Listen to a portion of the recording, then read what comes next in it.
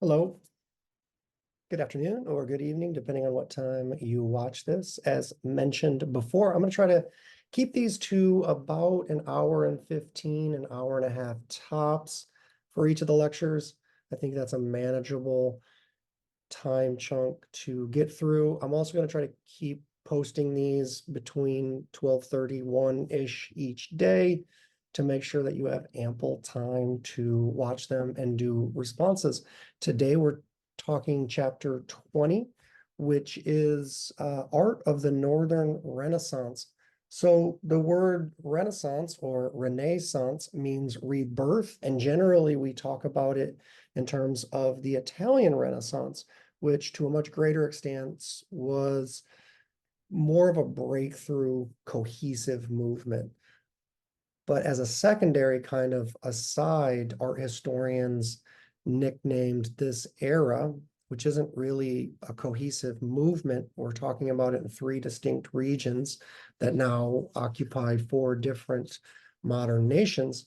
But there were some proto-Renaissance things happening, some sharing of information with the Italian Renaissance artists, and actually some things that happened that were innovative that ultimately led to the Italian Renaissance as well. So for those reasons, we call it the Northern Renaissance.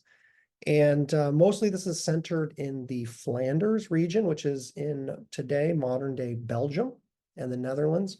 Shout out to Emma because she's going to be in Belgium. She's in this class. She's going to be in Belgium this month, which is really cool. So she'll get to see some of the things that we talk about. It also encompasses the area of the royal area of France and the Holy Roman Empire. So Flanders, again, is modern day Belgium, and also the northern part becomes the Netherlands, and then France and the Holy Roman Empire, which becomes modern day Germany. So that's where the art is centered. And we're talking fairly mid 14th century up through the 16th century for the Northern Renaissance. I'll share my screen so we make sure I got the correct one. So this is the region I was describing here. We see France, which was the Kingdom of France, the French kingdom at the time. This is the Flanders area here, which is part of rule of France. There's a connection, but they were at odds with one another during the 100 Years' War between France and England. They were also, part of France essentially in this royal extant kingdom. But at the same time, they depended on English goods. So the Duchy of Burgundy is in this area. This is part of France today, modern day Belgium in here, and modern day the Netherlands, or AKA Holland, the Dutch. And here's the Holy Roman Empire, which encapsulates part of modern day Switzerland, France, but mostly Germany today. And then the Papal States. This is at the time when there were two dueling popes, one centered in France and one centered in Rome. So you had the two kind of papal states. There was sort of the end. So sometimes this is hard for art historians and scholars, historians, and some of you mentioned that you're history buffs more so than art history nerds, which is cool. I like it. There's a combination of conflation, nice intersection, connection between history and art history, hence the name. But during this time, it's hard to even, do we say this is late medieval? Do we say this is early Renaissance? But there's enough of overlap in both of those, and that they're really situated as this unique transitional time period. And so there's a couple of features that we'll mention in the Northern Renaissance that become key developments.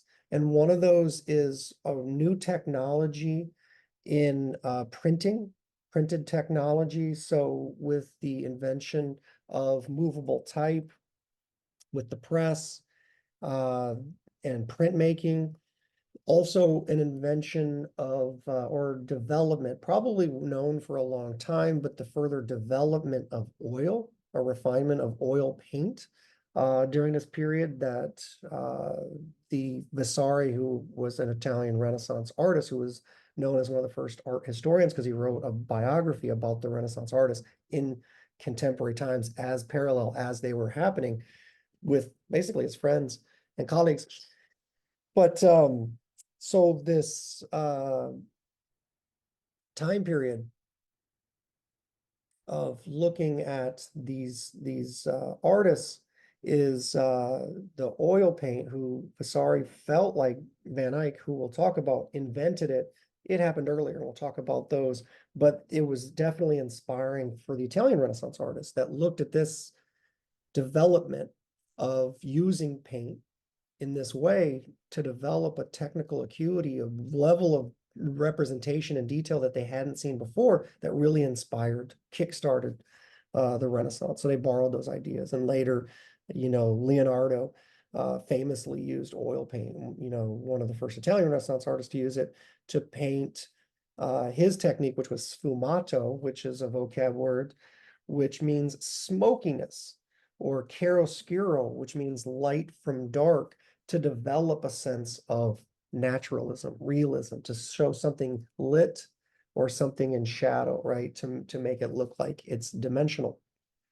And the third is this sort of waning in feudalism. So feudalism is when you have lords ruling over these serfdoms. You have serfs, you have lords, you have kings, vassals. You have basically a breaking up, a division of land that's owned essentially by the king, lords, passed down to people working for the sake of, they're working their land, but ultimately someone else owns it. But this is kind of feudalism, and this kind of lord system is waning during this period prior to the Renaissance, so towards the tail end of the 14th and beginning of the 15th century. So this politically is changing, where these kingdoms are essentially becoming royal governments, which leads the way, is a precursor to later kind of European ideas of, not quite what we would call democracy, but leading into more of a shared governance, or a governance that perhaps has some more accountability. It's not quite the French Revolution, for your history buffs out there thinking about what happens in the 18th century, but it is definitely sowing the seeds of that, right? So those are three essential developments, part of the Northern Renaissance. And we start to see some really exciting things happen with realism, which happen because of sculpture and because of paint, which we'll dive into. So those are some of the characteristics. I wanted you to look at this area and some of the areas that we will look at. The art of the Holy Roman Empire, we'll touch on Geneva. We will look at a lot of art in Flanders, in Bruges, in Ghent, which is in modern day Belgium. So if you are finding yourself in Belgium anytime soon, you should definitely go to these places we talk about today. We'll also talk about Paris, France, and Bourges today, in the area that had been the capital.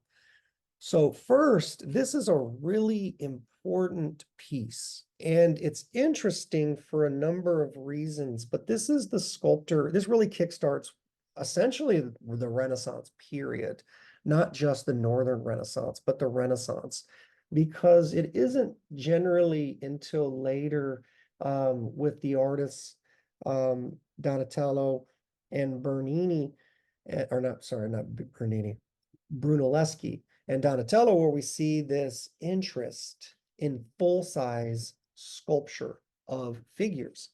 Freestanding sculptures were pretty archaic. They were mostly just seen in antiquity, ancient Greek statues, ancient Roman statues. Now, those artists in medieval times were aware of them, but a lot of those works were sort of seen as pagan, secular, not religious, and destroyed. If they were stone, they were, cut up. If they were bronze, they were melted down and reused for weaponry in the medieval era. An exception to this is the sculpture of Marcus Aurelius that the medieval part of the Christian Empire, they knew about this during this Holy Roman Empire. They were modeling themselves after the ancient Romans, and they knew about this sculpture, the bronze equestrian sculpture of Marcus Aurelius. But they had thought in error that it was Constantine, and that's why it was spared. They didn't melt it down. Later, we figured out it's actually Marcus Aurelius. He had a beard. He, really revered the Greeks. And so that was spared, but many others were melted down, used for weaponry during the Middle Ages, right? And so these artists knew of these pieces, but they chose not to make them intentionally. Medieval art was stylized because the Bible verse that says you shall not worship any other gods, you shouldn't worship idolatry, worship God through the means of an object, there shouldn't be graven images. All of these things led to a sort of ban of, at first, imagery, but then later, more things that were very realistic. But then tides changed, taste changed, power changed.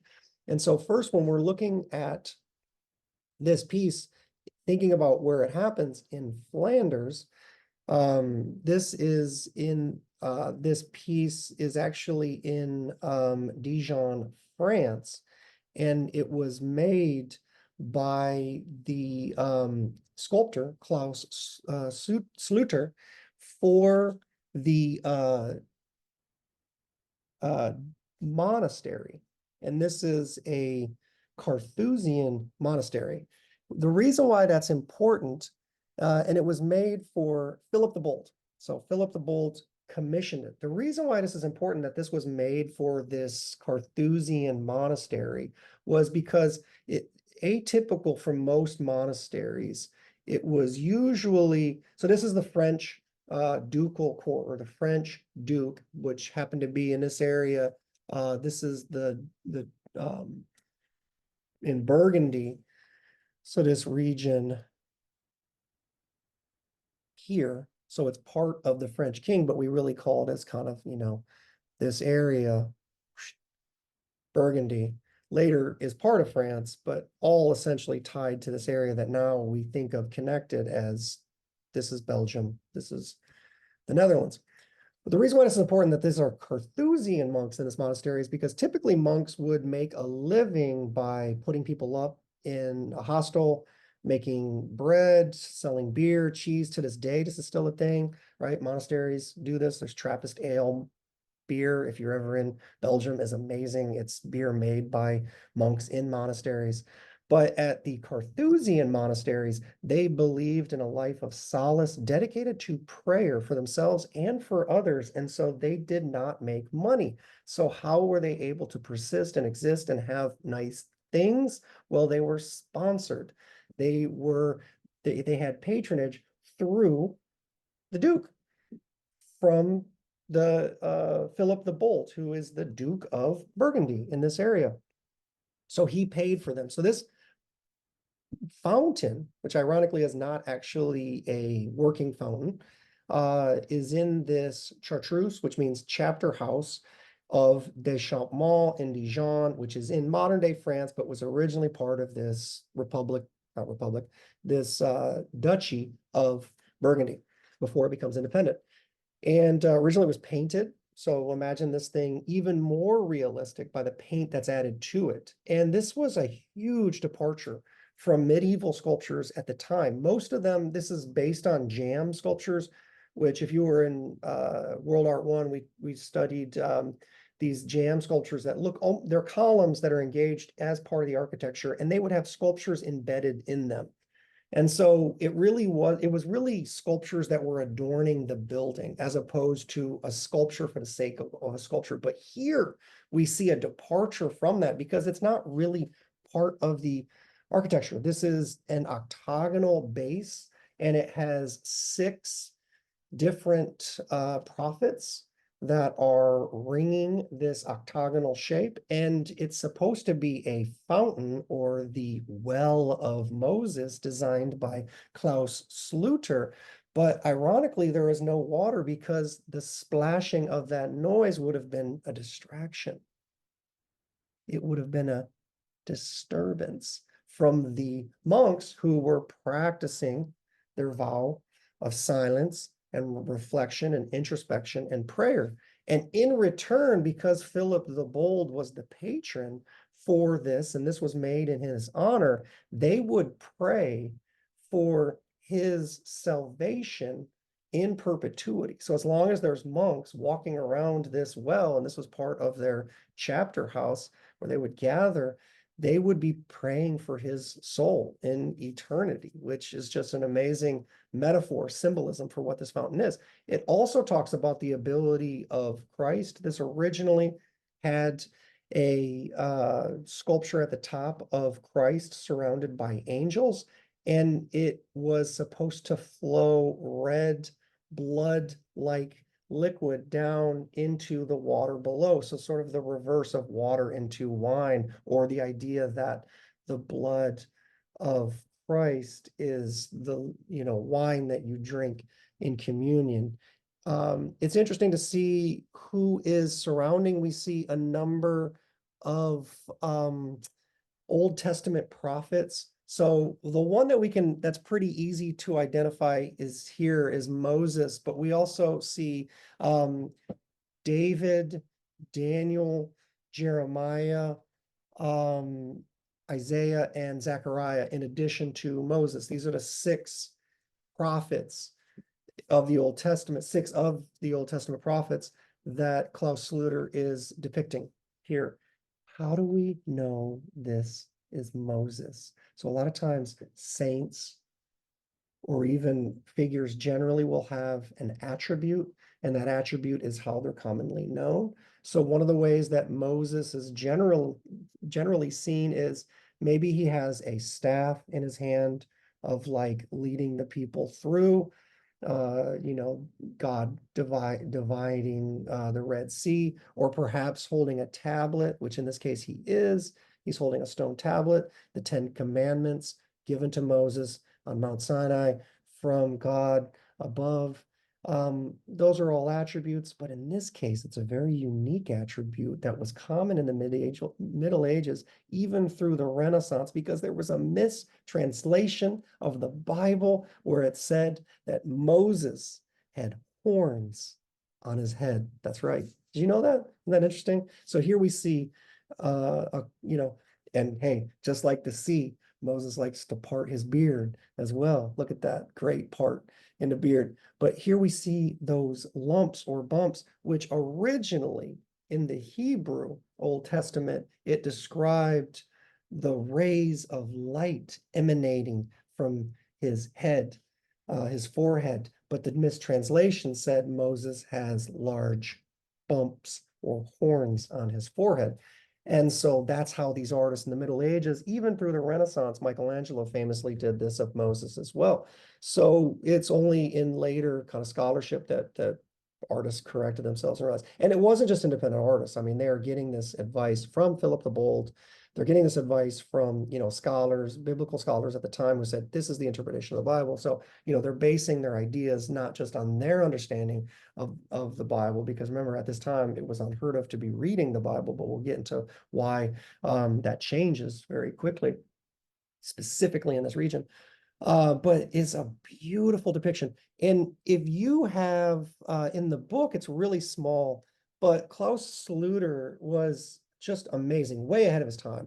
He did also, there's a small illustration on page 569, if you have the book, and it shows the portal entrance to this church in Champmont in Dijon, France, which this is where this is the place where the Duchess and the Duke of Burgundy would be buried as well. So it's a royal location, but it's a private chapel. And the front of that chapel has there's a picture of it. And also, if you have the digital copy, it says Mind Tap, and you can push on the image and it tells you more about it. There's this beautiful image of the portal sculptures to show you kind of where they come from, those jam sculptures, but his is almost completely freestanding. And it's showing Philip the Bold, who was the patron of this, depicts him kind of bowing down to Mary, Virgin Mary, holding Christ, the infant baby.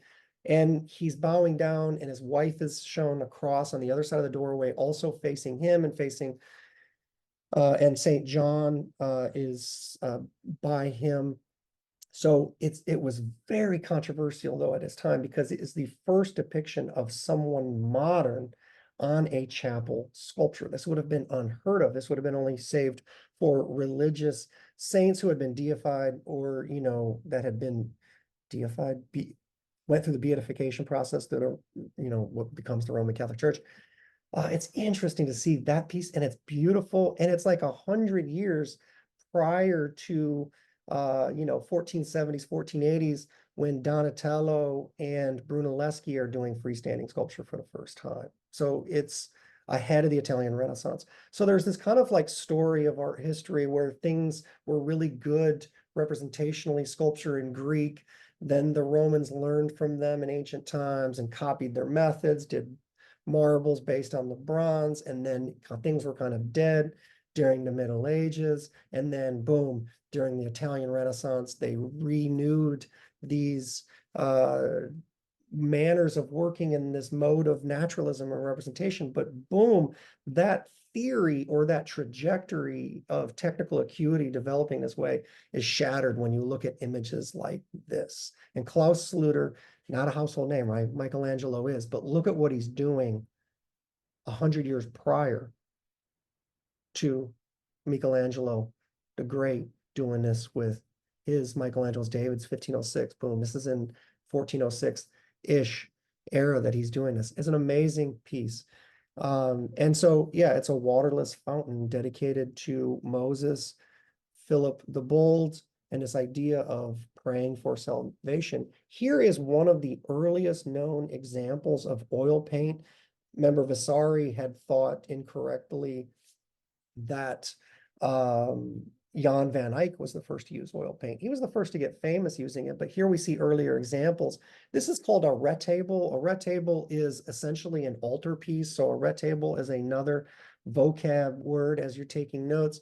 This is an altarpiece that could close or open. So different parts of the liturgy or different parts of the calendar year, it would either be opened or closed. So it has scenes of the Annunciation in painting. It has the fleeing from Bethlehem. It has the presentation of Christ being baptized, right? And it has this journey.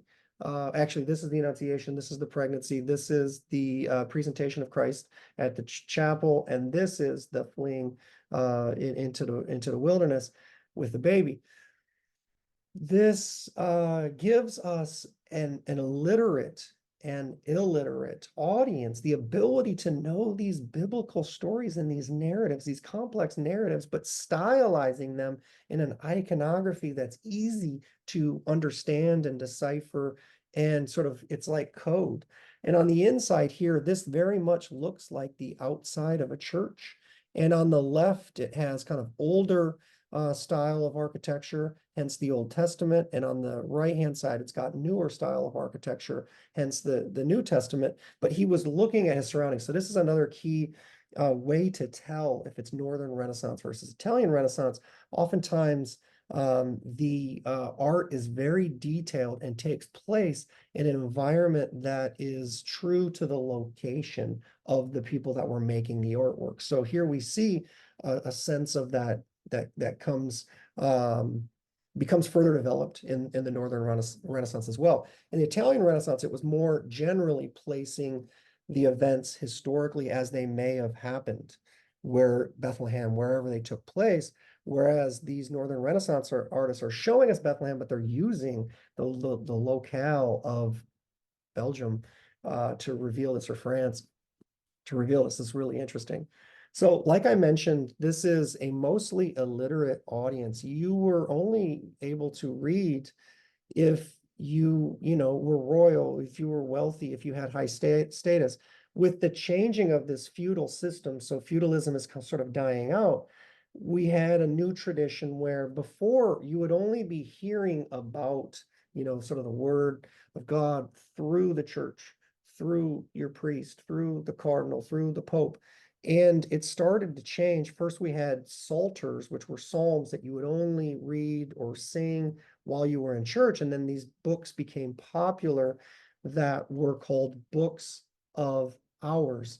And so it's a devotion. So you'd start in the morning, you'd have a devotion, you'd start in the midday, and then you end one at night. And so this tells you throughout the calendar year different prayers to say during the day. And at first, these were just for royalty. This is an example here. This is the Limburg brothers. There was three of them.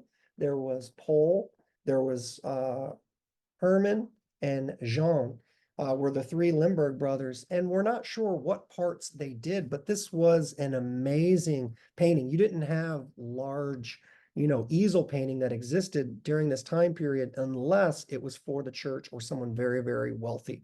So mostly the patrons, and patron just means who paid for the thing.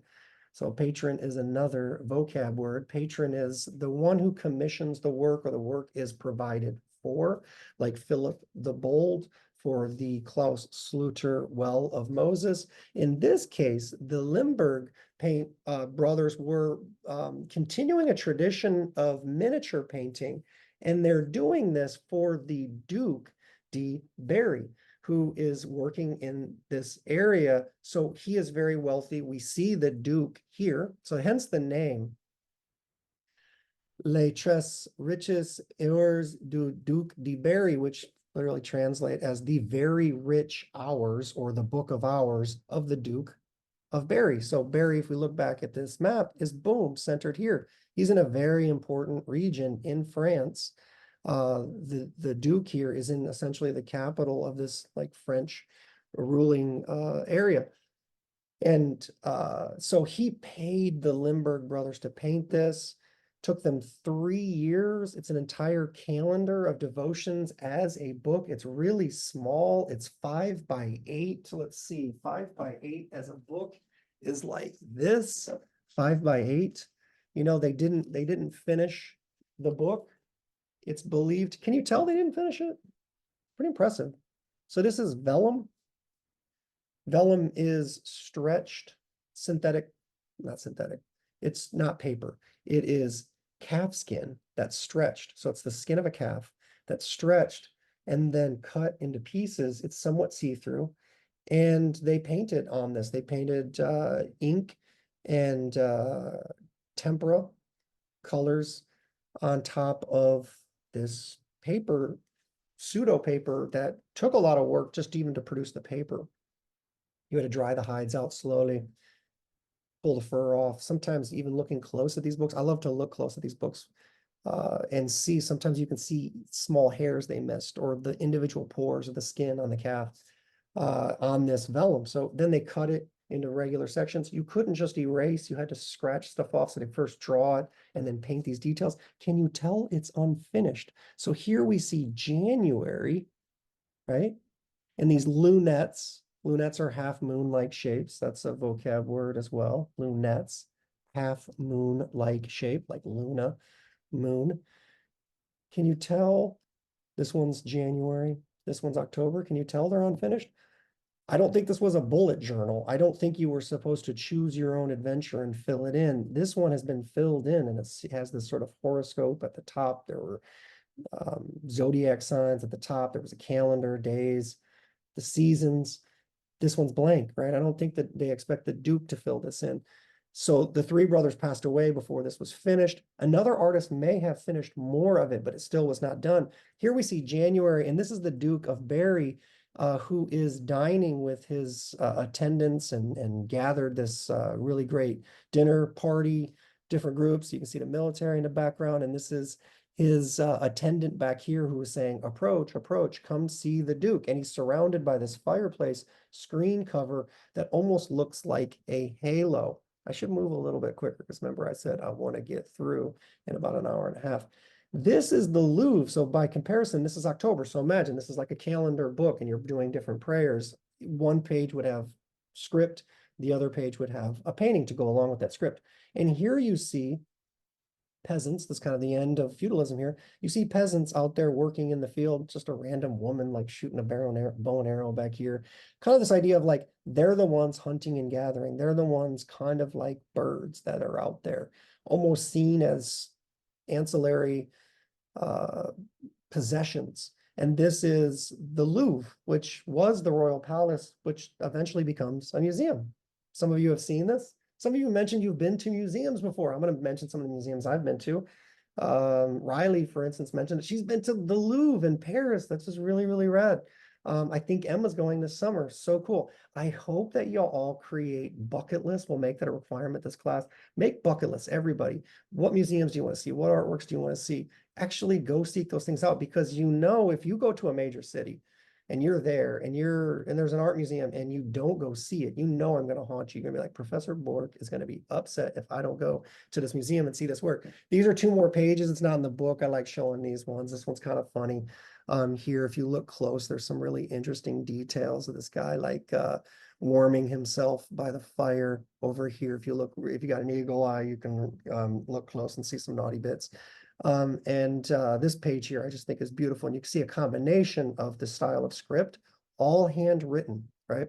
So because feudalism is ending, because there is the invention of the movable type and the press, we see a change, a shift in when first only wealthy and royal people were collecting and commissioning these books of hours. We get a wealthy middle class that's starting to trade and buy things and accumulate wealth. These become popular as well. It takes some of the word of God and the Bible out of the hands of the church and directly into the people. And this is why later we see the Reformation happen in the Holy Roman Empire, leading into ideas that happened kind of here first in this region during the late medieval period, which is just really interesting to think about that huge shift.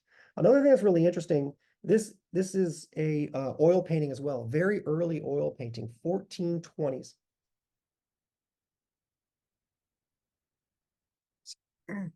Excuse me as I like spill stuff all over myself to drink. This is known as the Master of Flamel, but he is known by art historians more appropriately as Robert Campin. It looks like Campin, but it's pronounced Campin. This painting is at the Metropolitan Museum of Art, but more specifically, there's multiple locations of the Met Museum, and this is specifically at the Cloisters, which some of you actually have had an opportunity to go. I took Lion students last fall, last October, and about a third of this class, we have 15 students, and I think 5 of you all, if I'm not mistaken, were on that trip. So Emma and Summer and Shayla and Tasia and Emily all went on this trip to New York. So we saw the Met, which is amazing. We saw the Whitney, which was great, but we also saw the Met Cloisters. And just to show you, it's kind of a trek to get there. It's off the beaten path. It's really, really far up north past Manhattan, all the way into the, close to, Harlem. It's all the way kind of like takes, from downtown area, uptown area, it takes, 45-minute subway ride, and then like another 15-20 minute like treacherous hike up like essentially a mountain. Students were starting to get hungry a little bit, maybe upset at me, like, oh, this is a trek, but it's so worth it when you get to the top. And I think the students were so proud of themselves that they made it all the way here, and they saw this really gem of a museum called the Met Cloisters. Essentially, this wealthy dude at the beginning of the 20th century started collecting all these different old cloisters or walkways from monasteries and chapels in Spain and Italy, and he convened them and built his own kind of palace tower out of these cloisters. And you can go in these beautiful reflective spaces. And this is where, like, kind of looking close and studying this painting, I got too close. I actually set off the alarm. This was when I went by myself. It was really hot that day. I got too close, set off alarms, and I was like, hey, I don't know who did that. It wasn't me. I had to do this I do a little selfie from behind the back looking at this. But this painting is a triptych, which means painting made of 3 parts. Triptych, Triptych, multiple panels made of 3. And essentially this was one painting It's sort of like an altarpiece that can open, but it was never intended for a church. So it's not truly an altarpiece. It is a triptych, much more like a retable, and it could close, or but it's in this case, it's all open. And this is the patron. This is the guy who commissioned it, paid for it. And his last name is Engelbrecht, which means angel bringer. So there's symbolism here. And the angel bringer is literally Gabriel, which is a dude, Gabriel, who is telling, y'all know this story, right? The Annunciation. This is Gabriel telling the Virgin Mary, hey, you're preggers, you got a little special bun in the oven, and he's gonna be a pretty cool dude, right? And she's like, what? Me? No, I've never done it, I swear.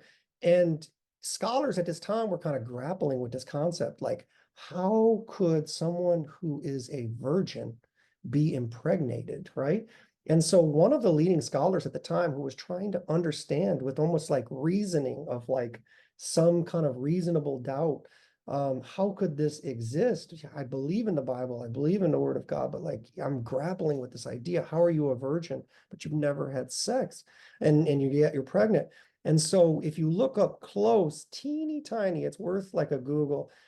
Teeny tiny is a cross carried in by the Holy Spirit coming through the window here without breaking it. Because what the idea at the time was, well, if we can imagine a way in which it doesn't make sense, but light can come through a window without breaking it, so too can God in his mysterious ways make a virgin pregnant, right? And so that was kind of their understanding. So we can never assume anything is incidental or accidental in a painting. And the more that we look, the more that we see and we uncover. I mentioned that his name is Engelbrecht, which tells us a little bit about why there's this angel. This was painted as a private commission. And it's a lifelike portrait of the person who asked for it to be painted. So portraiture becomes very popular first in this region. And this is Flemish. This is this is a Flemish artist. This was made in this area of Flanders, and he had worked in Ghent.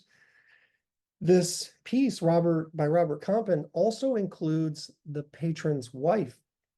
But at the time, when he painted this, they weren't married yet. So this is a later edition. You kind of tell the awkwardness of it. It was originally to him, and it kind of seems better centered.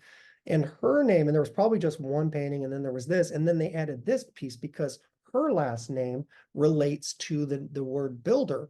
And so that's why we see Christ's father, so Jesus' dad, who was a carpenter, Joseph, who is working with his tools that were described biblically. There's an awl, there's a saw, there is a hammer and a drill, and he is making, there's two mouse traps, one's back here, and he's making another one. And it's the idea that in a way, Jesus Christ is going to catch the devil. And so this is a building a better mousetrap, which is ingenious at, just to be thinking about this as a metaphor, thinking about nothing is incidental, so many elements. And this is what we call the iconography. Iconography is a vocab word that we'll get to as well. Iconography means the writing of the image, and it goes into what's there and what story is behind the painting that these symbols point to. So the more we look, the more we uncover everything in this painting, from the windows to this is a domestic scene in the Netherlands, but placing this historic biblical event in the here and now. So a connection linking the private with the religious. And then we see there is if you look close, there's a candle here that's just recently been snuffed out, and you can see the smoke. This is also to the same idea of this light breaking through the window, the presence. And we see a lily, which is often a symbol for purity, but in this case, the lily represents the virginity of Mary. There are just so many elements, including the fireplace, this well back here. They're just so many different elements. Another way that you can tell this is Northern Renaissance, and this is a key characteristic. One of the key characteristics of Northern Renaissance art is not only that it's placed in locations that are accurate, but also there's a lot of detail. even, you know, what's the word I'm looking for? Superfluous, why am I throwing work that doesn't need to be there, right? It's ancillary to the story. It's not essential. They're kind of like secondary. Even the Ghent altarpiece. This is one of the, if not the most important Northern Renaissance paintings, one of the most important paintings of all time through history. And this was painted by essentially Jan van Eyck. He did the majority of the painting, but his older brother, Hubert, was the one who got the commission. He started the painting, and his younger brother, Jan van Eyck, finished it. Jan van Eyck becomes a household name. He becomes the most famous painter of the Northern Renaissance, and the Italian Renaissance artists all knew of him and were influenced by his amazing attention to detail, technical acuity, making things look naturalistic, representational, but also the ability to transform a space. So we'll talk about this idea of space that's in this. This is a polyptych, which is a multi-paneled, many-shaped panel painting. So instead of like diptych means 2, triptych means 3, polyptych is many panels. So these are all individual panels. So when we see it closed like this, it is 12 individual panels, right? And this is in the St. Bavo Cathedral, which was originally the Ghent Cathedral dedicated to St. John, who was the patron saint of Ghent. But it was renamed St. Bavo after this during the 16th century. And this is an amazing, huge painting, 11.5 feet tall. And it is all encompassing. This is an altarpiece, but typically altarpieces were smaller, a little more intimate. You got a bigger church, a bigger space to fill, and you could tell this story throughout this massive cathedral. Now it's in a smaller chapel, part of that original massive cathedral, but it's off to the side. You go to see it, and you can pay €1 and it'll turn the lights on. And if you go at a set time, like at 11, anytime before 11 a.m., you can see it closed like this. Then what they do is they kick everybody out at 11, and then you can come back in at noon, and boom, it's open. So you get a chance to see it closed and open. That's like an insider tip for you right there. It only costs like something like €4 to go. If you're there, that's like $5, right? You gotta go. It's in Ghent. Ghent's an amazing city. It's beautiful in Belgium. And this is the main cathedral, and this is the star of the show. It's also cool to think that this is what we call, well, first of all, it's extant, which is a vocab word, extant versus non-extant. And I mentioned that this sculpture is extant, but the top part is non-extant. It doesn't exist anymore. That's the Christ with the angels on the cross with blood coming down. That doesn't exist in St. Bavo's Cathedral in Ghent, painted by the Van Eyck brothers. Hubert, on the inscription of this painting, it says Hubert, greatest painter, and second painter, Jan van Eyck. So as famous as Jan van Eyck becomes at the time, Hubert, his older brother, was seen as the better painter. In the center, we see the Annunciation again. Here's the Holy Spirit. Here's Mary. Here's Gabriel. Great distance in between them. A local architectural setting that they're placed in. And then we also see prophets, and down below a grisaille painting. So grisaille painting is a black and white painting that is generally an underpainting, but in this case, Van Eyck has used grisaille, black and white, monochromatic, to make it look like a three-dimensional sculpture, almost like the Klaus Schluter that we saw before. This is when it is open. This is amazing. And again, this is huge. 12 feet tall, practically. 15 feet wide when open. This thing is massive. Just to show you a sense of scale, boom, here's me in it. And I just happened to, this was such a cool story, longer story for another time, but I just happened to bump into one of my friends and former colleagues that we taught together at the University of Toledo. We hadn't seen each other in like 10 years. Boom, we just happened to be there at the same time, same place. Just amazing to think. One of these paintings is non-extant. One of the pieces in here, I believe it is this one. The sky just looks a little bit grayer. It was destroyed. These were stolen by the Nazis during World War II. And it was, if you've ever seen Monuments Men, there's also a book, they helped recover this. This was in a mine. They had hid, the Nazis had stolen part of it, but part of it had been hid. And so it was then, later found. You can see the different parts. Here's the host of angels that's up here. You have a host of angels in heaven singing. You have God at the center and the part of the Holy Trinity. He's got a tripartite crown, and this is his heavenly crown, and at his feet, his earthly crown here. And beside him are Mary and John the Baptist. No, that's not John the Baptist. I misspoke. He's holding his attribute, the key. That's St. Peter. I'm sorry, I misspoke. I assumed at first it was St. John, and I knew that was wrong because this was the church dedicated to St. John. But this is Peter, and we know that because he's holding.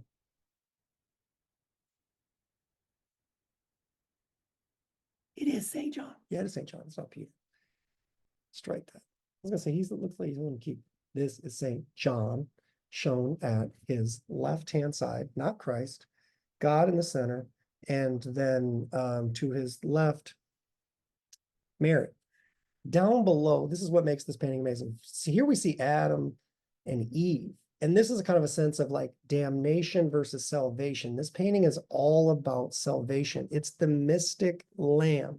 And it's known as the Ghent altarpiece, but its longer title is the admiration of the mystic lamb. And the mystic lamb is here. And there's water that's flowing to the lamb. And then it is cut. The lamb is cut.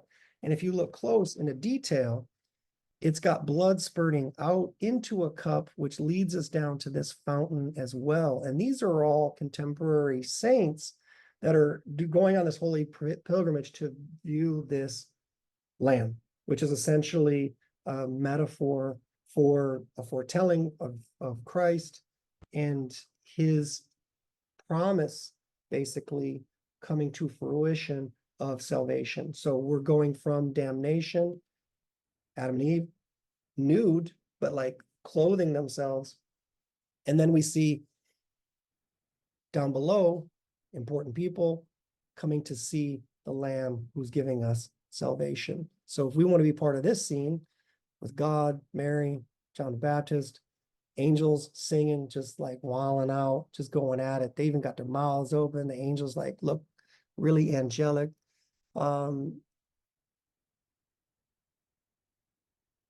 You get a sense of this narrative, but it's been never done before. So Van Eyck brothers are inventing this entire, even it's rare to see God depicted as in human form, right? Creating all this, the sense of the lamb, but also a metaphor. It's really surrealistic. There's a landscape, which actually looks very much like Ghent and Bruges are in the background. So they're modern cities. Like there's a whole confluence. This has like live and dead, important religious figures, saints, going back through the medieval era back to, early Christianity. And on the exterior, this kind of promise, right? So here we see the Annunciation, this promise of Christ. And then here we see the fulfillment of the salvation, which connects us to this creation motif of Adam and Eve. Ironically, too, at one point, these were covered over. So they added little loincloths. A painter about 100 years after Van Eyck covered the nudity, covered the naughty bits. So you see those here, but in the 20th century, it was restored. And when you restore an oil painting, which this is, and this was, believed to be one of the first, and we found out that was older, but this ability to remove the varnish, at the time you're removing the varnish, you can also remove layers of paint and touch up layers of paint. So they were able to take off the layers of paint without damaging the original paint. We're actually staring at Van Eyck's brushstrokes when we look at this. Another important piece by Jan van Eyck is this Arnolfini wedding. We call it Giovanni Arnolfini and his wife. He was Italian. He was a merchant. He was making his money in this area in the Duchy of Burgundy, which is part of Flanders, or Flanders is part of that. He's making his money as sort of this merchant in Bruges, which eventually even becomes the banking capital of Europe.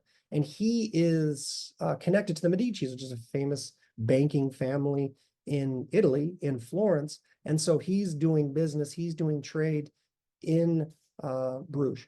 And this is a painting, you can get to see this painting in the National Gallery. This is an amazing painting on so many levels. But what I want you to do right now is I want you to pause this video and I want you to just write down the things that you notice. What do you notice?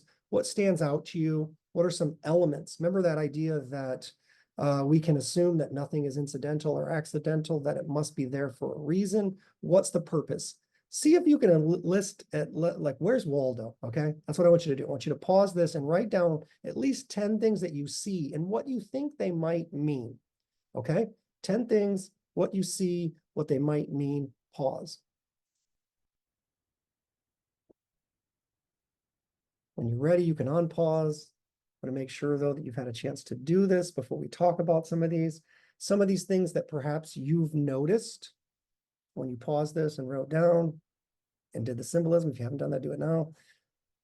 Spoiler alerts.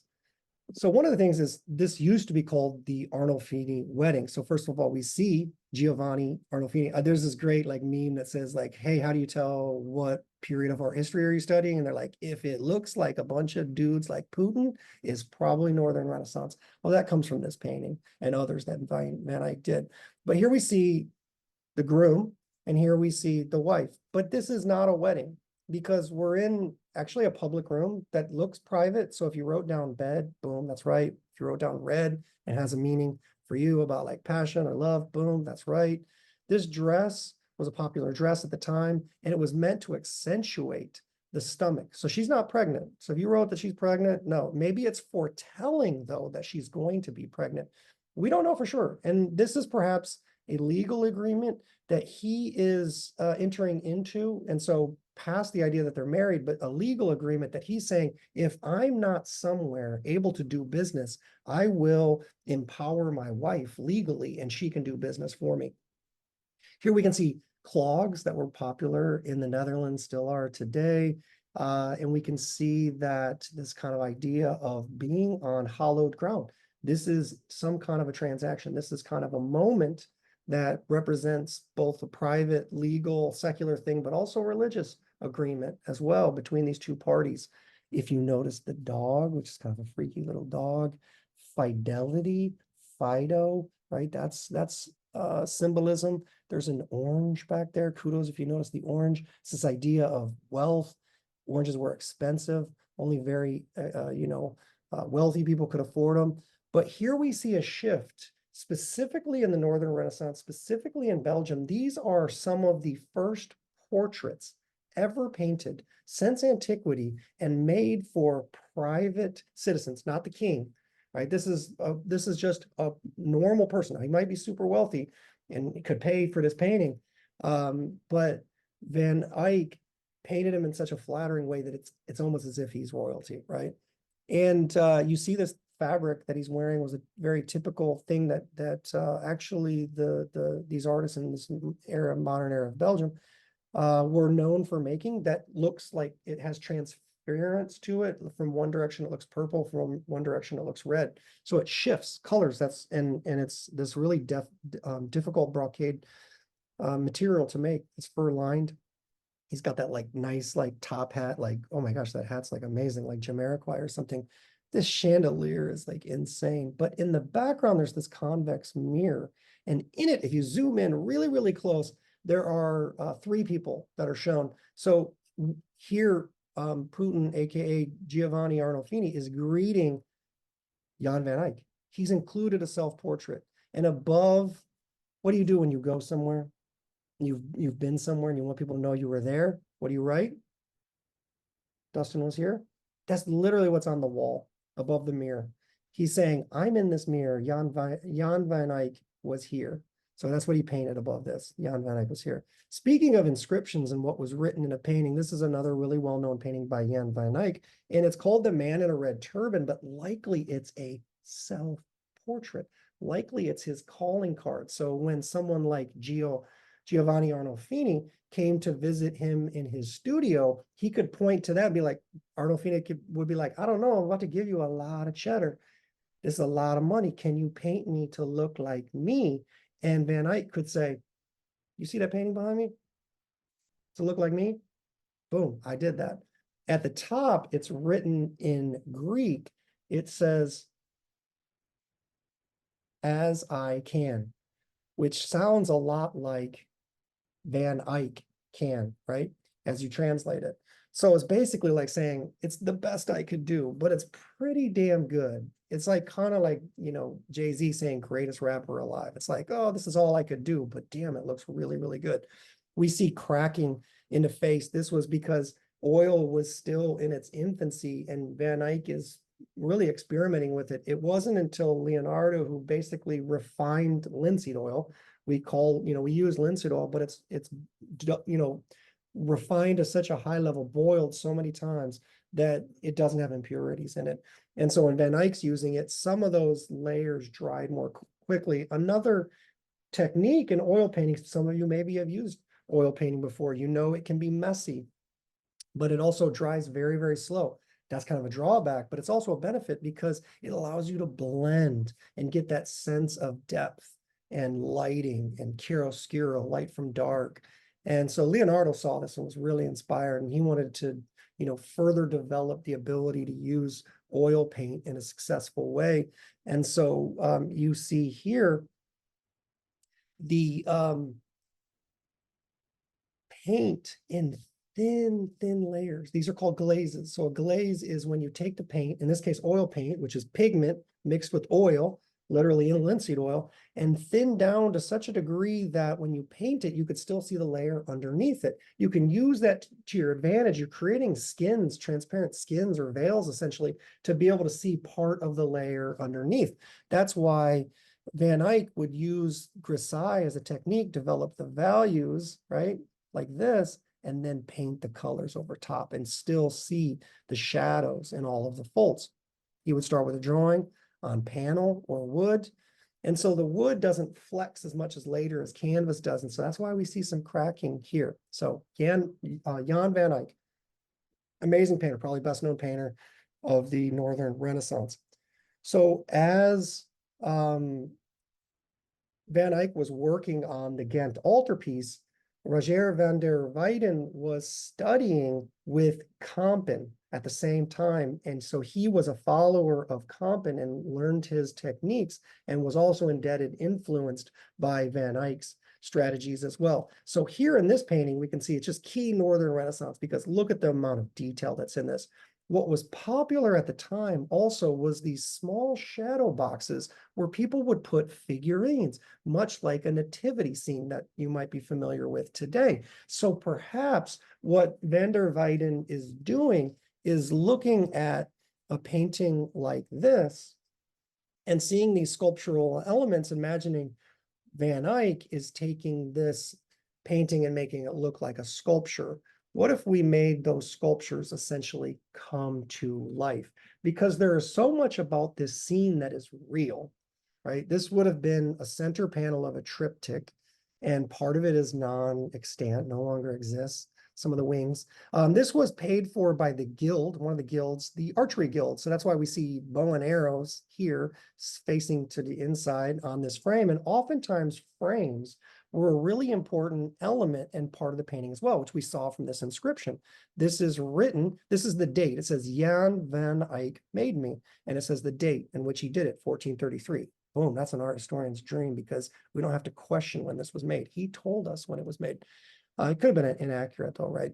But in this case, look at the frame itself. This had to fit into an architectural niche. So van der Weyden is using that confined space and that shape to create. That's his canvas. Instead of a blank canvas, it's a rectangle. He's dealt this odd shape. He puts the crucifix up here.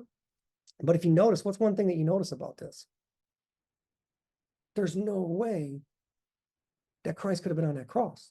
His arms are like impossibly long compared to that horizontal strut in the crucifix. So even the space that they're in is not a believable like niche. They couldn't have been occupying. This looks both inside and outside at the same time. It's a really unusual, harsh kind of compressed space, but beautiful. And Van der Weyden typically focused on some themes that become central to the Northern Renaissance and later the Reformation, which is focusing on the suffering, the human aspects, which we will see becomes an important element after the fall of the Holy Roman Empire and the split of the Reformation, Martin Luther, Catholic Church, Lutheran Church. You see, instead of supernatural, it becomes more of kind of the humanity of Christ, the suffering, the pain, the agony of his mother, Mary, here passing out, like people hiding their faces. This seems very much like a theatrical scene, and that was intentional. Imagine this like a nativity that you could look at, study, but also in a way you could almost imagine moving, removing, changing these figures. One other area that we will move to, I'll skip past this painting, although it's a pretty cool painting. It's in a rare example of a church in Florence, Italy during the Renaissance, paying for an outside artist, a Flemish artist, to come down and paint a scene there. It's weird. It has hierarchical scale, a lot of things going on. Lily for Mary, but they were so enamored with Hugo van der Goes, his style and his technical acuity to paint. This is an example of the Northern Renaissance in France. So during the 100-Year Wars, France suffered a lot of economic downturn, famine, a lot of struggles, political unrest.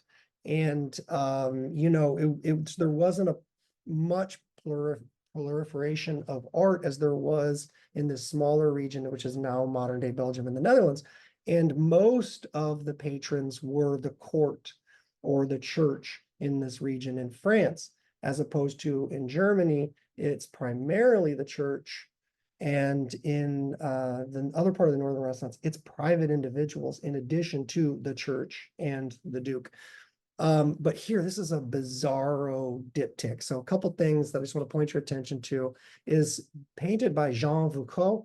He's a French artist, and it's showing this person that paid for this, Etienne Chevalier, who was a important member of he was connected to the royal family in France, but he wasn't the king. And Etienne in French means Stephen, so this is Saint Stephen here, and they both got like really amazing bowl cuts. This was part originally of wings of a diptych, and they're now in two separate places. I've seen both of them. This one on the left is in the Gemälde Gallery in Berlin, and this weirdo painting here, Emma, you should check it out when you're in Antwerp, is in the Royal Museum in Antwerp. And so they look like two separate paintings, so I think it's fair that they're in two separate spots. This was originally in a church. So he was basically working for the king. So this is, a person that's of prominence, but this piece is also political, is fraught with some political undertones to it. So let me get this straight. This was supposed to be Mary, Virgin Mary, breastfeeding Christ, but he looks weird. He's like a chubby little like man dude here, weird red and blue like cherubs, just like this thing's surreal, very otherworldly. It kind of looks as if Jean Foucault has never seen breasts before, because like this thing looks like a billiard ball, just like impossibly like balanced on her dress. But in the Northern Renaissance, it was typical to show breastfeeding scenes of Mary and Jesus as a symbolism for that family connection, that sense of royalty as well that you can see here. She's on a throne. Not only is he going to become the king, but in a sense, she's queen, which you see, it's like a passing down of like her you know, to this next stage, and she becomes royalty because of him. But this is actually not the Virgin Mary. It's actually a contemporary portrait of Agnes Sorel. And Agnes Sorel was one of many mistresses for the French King Charles VII. And she had 3 kids, all girls, with the king. But when she was pregnant with her 4th, she was beheaded. She was killed. And while she was pregnant. So this may have been to commemorate her. She even looks dead in this. She looks like the life's been sucked out of her. He used the painter, Jean Foucault, who's working for this guy, who's working for the king, is being critical of the king and this very salacious relationship that people knew about. He didn't talk about it, but 3 kids, the 4th on the way. What? And this was intended in a church, and it's got a saint. The saint was over here like, just kill me now. And they're like, kill you now? Cool, you're a martyr. How do you want us to kill you? Oh, I don't know, maybe this rock. Because that's how Saint Stephen was killed. He was stoned to death. This just is such a bizarro painting in so many weird ways. So that was the Northern Renaissance in France. This is the Northern Renaissance in Germany during the Holy Roman Empire, during this region. This is Conrad Witz. This is showing the miraculous draft of fish, which is showing, hey, Peter, cast your nets over here. And also the kind of like trusting Jesus walks on water, but then Peter doubts and then falls, right? You kind of get that sense here. This was also a critique of the Pope at the time. So this was painted for the chapel in St. Peter, the Cathedral of St. Peter.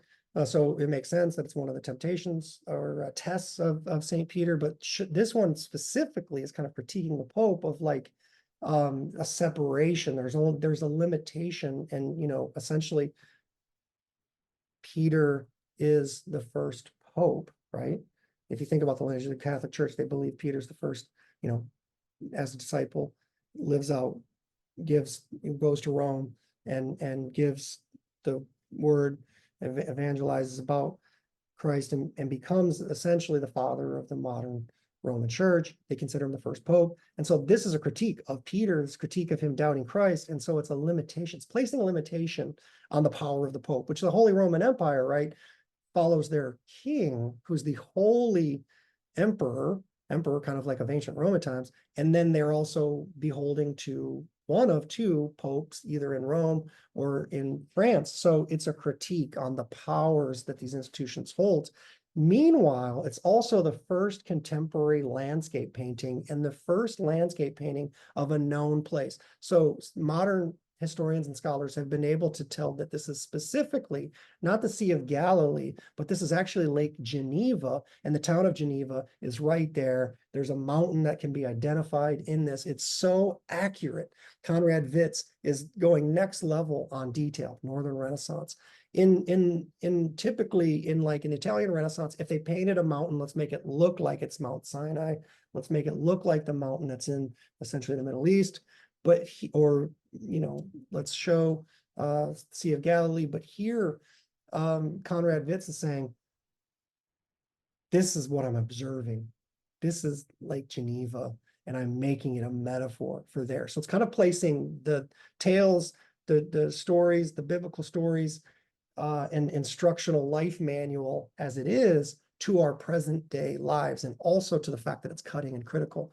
The last innovation that we had talked about at the beginning, we have the invention of the movable type, Gutenberg, the Gutenberg press, the Gutenberg Bible, and they had this new device to be able to, instead of monks writing by hand, like those books of hours, taking months, years, 3 years to do the very rich hours of the Duke of Berry, they could speed that up by people placing pre-made metal letters down, right? That's where the phrase minding your P's and your Q's comes from, because if you were really adept at placing type, you could, because it's backwards, first of all, a P would actually be a Q, a D is actually a B because they're backwards, because it gets printed and it gets flipped. It becomes the mirror image of itself, right? Like, everything has to be backwards. So someone that was really good at minding their P's and Q's could immediately identify, plus they're doing it upside down, they're doing it backwards and upside down. It's just amazing. And they were able to set type and could more quickly, still slow, methodical process, but printing these books, game changer. This leads to the Reformation, leads to people getting more of the Bible in their hands, not just monks copying it. We see this decision where they make, how do you combine an image now with this fast moving type, movable type? If I went to hand paint this thing, like the Book of Hours, we're talking months still, we're talking years. And that's going to defeat the purpose of movable type, which can now produce a book in days, in weeks, as opposed to months and opposed to years. So we have to speed up the image making as well. And we need to mass produce the image, hence the invention of print making. Now, print making did earlier exist in Yuan Dynasty in China. Some of the first prints, woodcuts were made there. Also, they made movable type. Usually if we feel like, oh, the Westerners did it first, this happened in Europe, it's like, okay, cool, what happened 200 years earlier in China? But Gutenberg, developing movable type in 1452, mechanized it. He made it very easily reproducible, scalable, so a lot of different presses could pop up all over the place. It was a game changer. People are starting to publish things. And so carving wood, carving these images means I could print painting after painting after painting fairly quickly. Now, some of you take my print making class knows that it's not that quick, but it's a lot quicker than hand drawing and then hand painting all of the details into an image. Instead, it is carving the block and then printing it. And they reused some of these because this is supposed to be Medberga from the Nuremberg Chronicle, which was this like early history book at the same time the Gutenberg Bible. This was printed in 1493, only a couple of decades after Gutenberg invented movable type and the press. But they also did Venice. This looks a lot like Venice. Well, they reused the map. It would be like close enough, kind of looks like that town too. We'll just change the name up here with the type. But other inventions led to intaglio, which is incising into metal. And this is Martin Schongauer, who was like the preeminent printmaker of the Northern Renaissance. Later, we'll see Albrecht Dürer, but he kind of learned his techniques by approaching the art in a similar way and led to some of the concepts of the Reformation, looking at Schongauer. And here we see the tormenting of Saint Anthony being like picked apart by these demons and these just like grisly, like, oh my gosh, this scene is just like otherworldly. It's definitely like sci-fi. They're like pulling him in many different directions, ripping off his clothes, trying to like eat at him, beat him back with these sticks, all these different demons. Saint Anthony's being tempted, tormented by these different demons. This is interesting because Schongauer is using cross-hatching. So that's a vocab word. We have hatching, making marks in parallel lines to create a sense of tonality. But printmakers in the 15th century invented cross-hatching for the sake of being able to reproduce more values. And likely the person who invented and originated Schongauer, the first known example of it, boom, 1480 in this engraving. If you look up close, there's teeny tiny little cross hatching, whereas the Italian Renaissance artists favored hatching. This is carved directly into a sheet of metal. Later, they figure out a way to etch this with acid. Instead of having to carve the metal, you could do a process to etch it, which we'll get more into. But this essentially is the idea of connecting visually an idea that we're now hearing about from a narrative, right? This could be a story, this could be St. Anthony, this could be from, a historical telling of this town, the start, the formation of this town. We're connecting imagery with those words in a way that is reproducible and able to get out into the masses. You wouldn't just print one of these, you would print hundreds of these. There wouldn't just be one of these books made by 3 different brothers over the course of 3 years. We could have 100 of these books that 100 different people would own. Middle class, the wealthy. This is getting the word out into more places, both secular, but also religious as well. Don't forget, you have an assignment tonight, which is non-extant. It could be any piece that you find online or in the book that existed at one time but has been destroyed, maybe intentionally or accidentally. It can be an old piece, it can be a new piece, but what's a piece that no longer exists? Peace. See y'all.